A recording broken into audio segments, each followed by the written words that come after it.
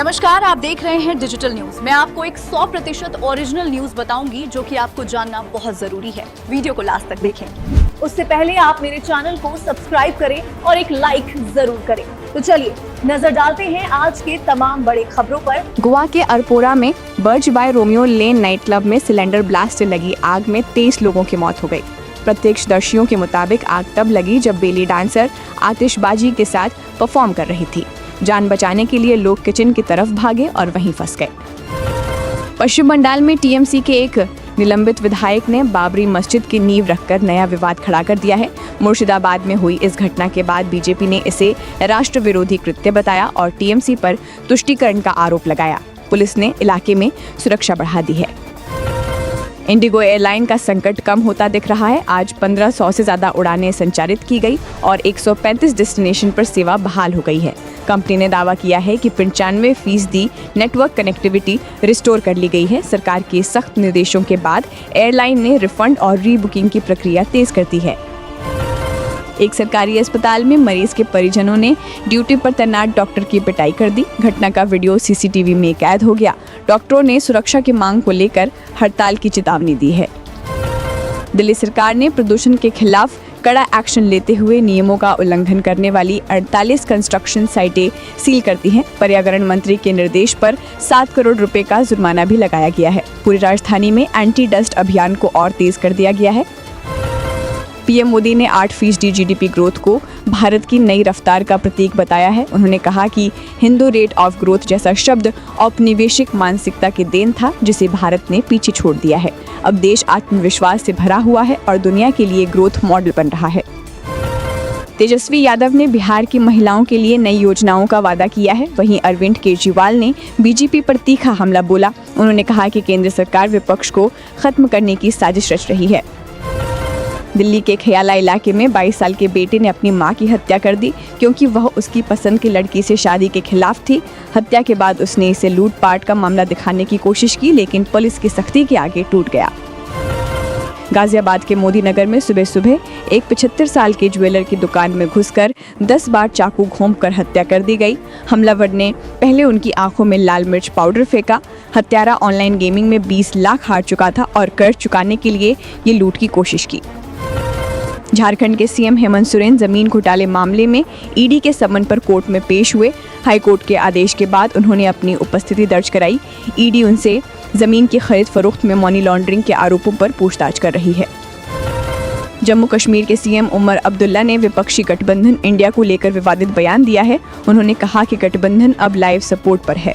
BJP ने इस बयान पर चुटकी लेते हुए विपक्ष की एकता पर सवाल उठाए।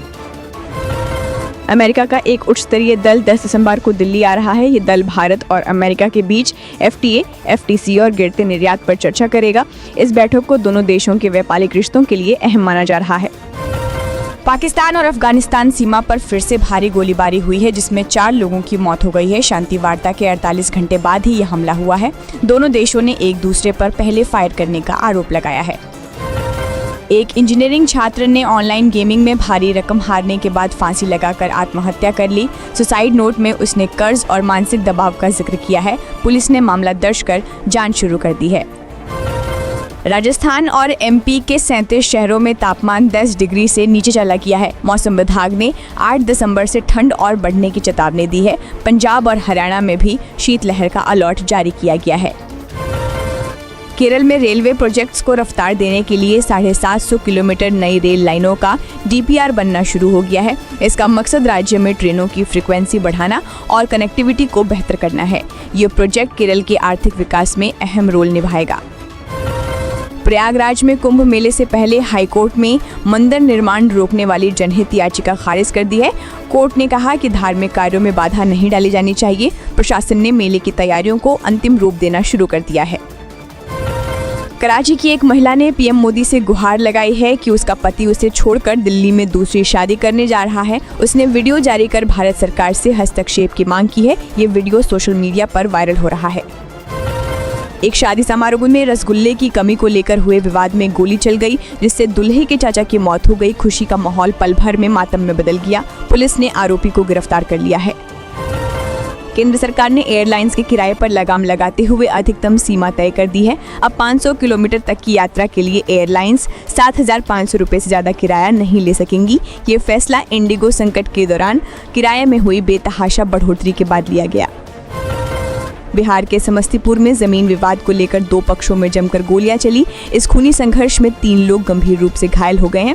एसएसपी ने खुद मौके पर पहुंचकर स्थिति का जायजा लिया और आरोपियों की धरपकड़ शुरू कर दी है। भारत और क्वाड देशों यानी अमेरिका, जापान, ऑस्ट्रेलिया ने आतंकवाद के खिलाफ सहयोग बढ़ाने का संकल्प लिया है। चारों देशों ने हर तरह के आतंकवाद की निंदा की और ISIS व अल-कायदा जैसे गुटों पर शिकंजा कसने पर सहमति जताई। भारतीय महिला क्रिकेटर स्मृति मंधाना और संगीतकार पलाश मुच्छल की शादी टूट गई है। दोनों 23 नवंबर को शादी करने वाले थे। मंधाना ने सोशल मीडिया पर इसकी पुष्टि करते हुए कहा कि बोलना जरूरी था। फैंस इस खबर से हैरान हैं।